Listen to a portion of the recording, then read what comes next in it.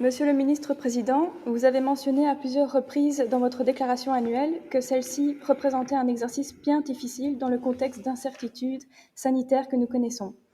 Et je pense en effet que l'honnêteté pousse à reconnaître dans ce Parlement votre position délicate qui consiste à présenter des projets et des stratégies pour l'année à venir, alors qu'un nouveau confinement plane au-dessus de nos têtes et qu'on ne sait pas pendant combien de temps il faudra encore colmater les dégâts de la crise et apporter une réponse aux tragédies qu'elle provoque. Vous avez rappelé quelques chiffres vertigineux, notamment celui du déficit annoncé qui atteindra 1,5 milliard d'euros pour cette année, que vous prévoyez d'amortir par le dégagement d'un budget pluriannuel qu'il faudra examiner le mois prochain. Je pense que nous avons donc la mesure de la difficulté de telles projections alors que nous sommes pleinement entrés dans la deuxième vague qui nous était annoncée. J'ai néanmoins plusieurs questionnements concernant le logement, le droit à l'alimentation, la santé et, ça ne va pas vous surprendre, le bien-être animal.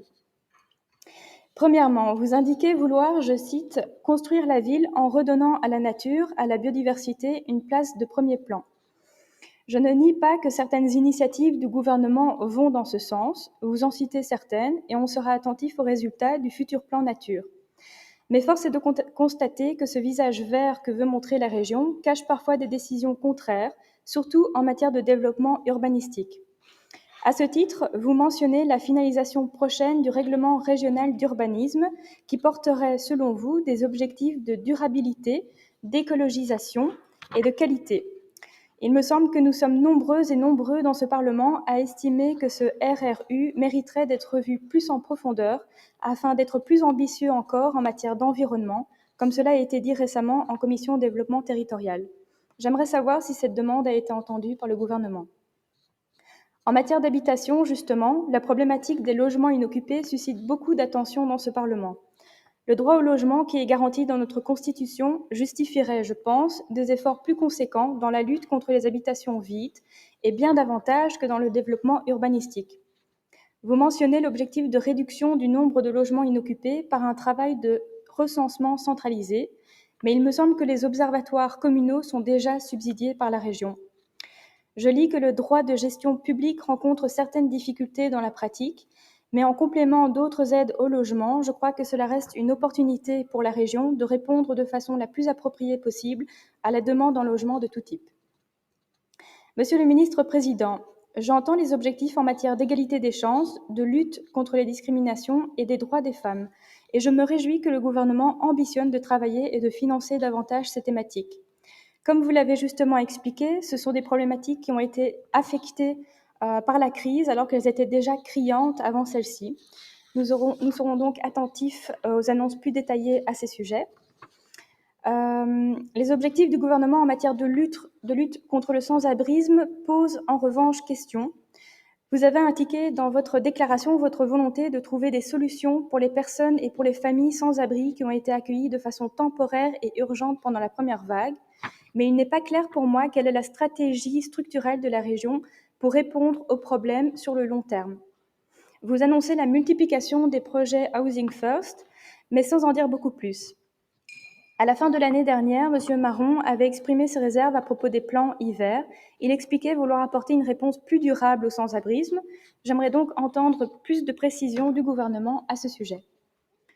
Pour ce qui concerne la compétence du bien-être animal, j'avoue avoir un sentiment ambivalent. D'un côté, je ne m'attendais pas forcément à ce que cette thématique soit évoquée, puisque dans les faits, notre société accorde encore aujourd'hui une attention assez marginale aux droits et aux intérêts des animaux non humains. D'ailleurs, votre présentation volontairement humoristique de cette matière montre bien qu'il s'agit d'une compétence considérée comme un peu frivole, pas vraiment prise au sérieux. C'est pas vous que je regardais, c'était Ben Affleck. Mais bon, vous avez le mérite de l'avoir mentionné. D'un autre côté, je me demande si pour annoncer ce qui a été annoncé, il ne valait pas mieux ne rien dire. Vous indiquez que le gouvernement a lancé et concrétisé la majorité des projets touchant au bien-être animal, et pour le prouver, vous citez les évolutions législatives, qui sont la liste positive des reptiles, l'interdiction des équidés dans les manèges, l'interdiction des pièges à colle, ainsi que l'interdiction de la détention de cétacés.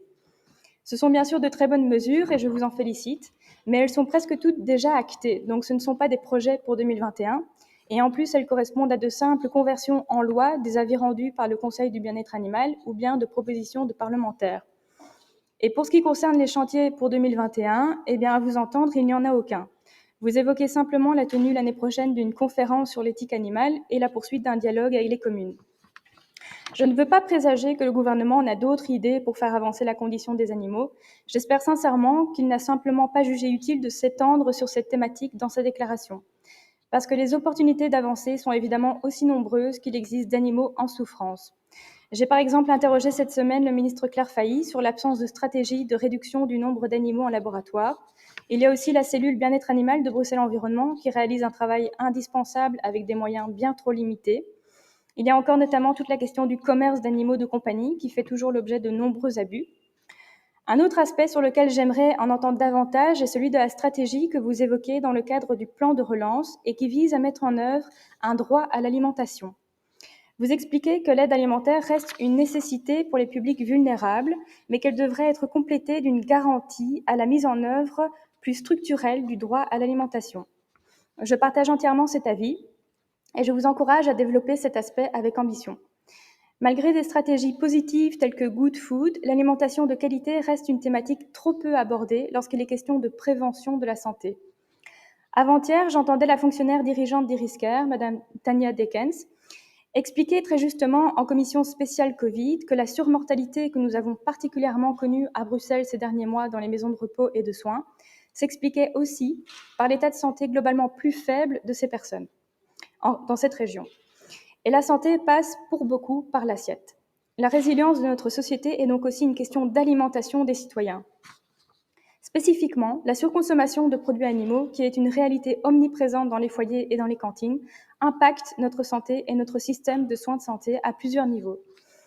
On le sait, elle augmente premièrement les risques de certaines maladies, comme les maladies cardiovasculaires, le diabète de type 2, les cancers. Elle est également un facteur bien connu d'émissions de gaz à effet de serre, et nous en ferons donc les frais aussi par le biais du réchauffement climatique.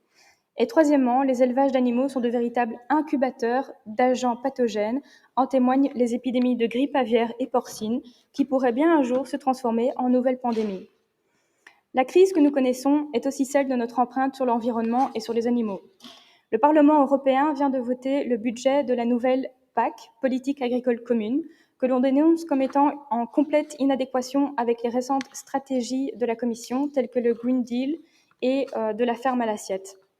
La nouvelle mouture de la PAC passe à côté des enjeux environnementaux. À nouveau, des milliards d'euros publics iront dans l'élevage industriel, au détriment du climat, de la biodiversité et du respect minimal envers les animaux. La situation est donc inquiétante, Monsieur le ministre-président, et on peut d'autant plus s'étonner du fait que vous n'ayez pas fait mention du plan Good Food dans votre déclaration. Il serait pourtant l'endroit idéal pour inscrire des ambitions rehaussées en matière d'approvisionnement alimentaire. Pourriez-vous faire le point sur cette stratégie, ainsi que sur cette même thématique dans le plan social santé qui est censé être en préparation cette année? Vous avez parlé de la future ordonnance climat, qui est, si je ne me trompe pas, à l'état d'avant-projet, et qui viendra fixer dans une loi les objectifs de la région en la matière. Je pense qu'il serait primordial de réserver un important chapitre à l'alimentation dans cette ordonnance, afin notamment de permettre une réduction des émissions indirectes de gaz à effet de serre de la région. Dans votre déclaration, vous avez cité Sartre, en expliquant que malgré l'incertitude, nous n'avons pas droit au désespoir. Si Sartre n'est pas d'une grande aide dans cette crise, on peut peut-être s'inspirer de Camus, qui, dans La Peste, décrivait une société enfermée dans sa routine et incapable de sortir de son indifférence pour réagir face à une catastrophe annoncée. L'œuvre de Camus nous inspire la révolte, l'action individuelle et collective. Si la crise du coronavirus fait quelque chose de positif, c'est bien de pointer du doigt les dysfonctionnements de notre système, et notre modèle alimentaire et agricole en est un point central. Je vous remercie.